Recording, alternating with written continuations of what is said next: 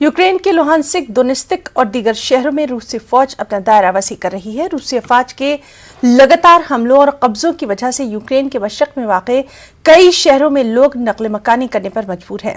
दोनों ममालिक के दरमियान लंबे अरसे से जारी जंग को लेकर मकामी लोगों ने गम गुस्से का इजहार किया है। यूक्रेनी बाशिंदों का कहना है कि रूसी अफवाज ने यूक्रेन में जबरदस्त तबाही मचाई है।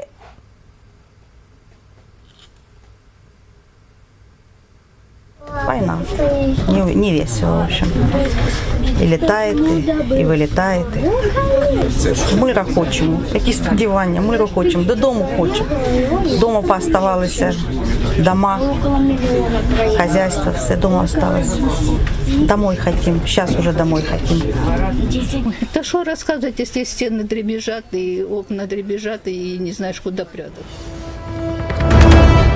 और इस वक्त की अहम खबर आपको दे दें रामपुर से, जहां आजम खान को बड़ा झटका लगा है। रामपुर लोकसभा जिमनी इंतखाब में बीजेपी कामयाब हुई है। रामपुर में बीजेपी उम्मीदवार घनश्याम सिंह जीत गए हैं।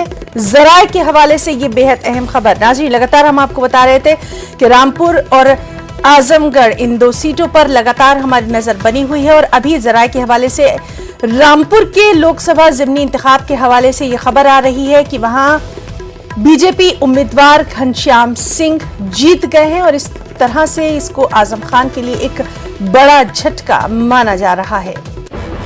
तो बेहद अहम खबर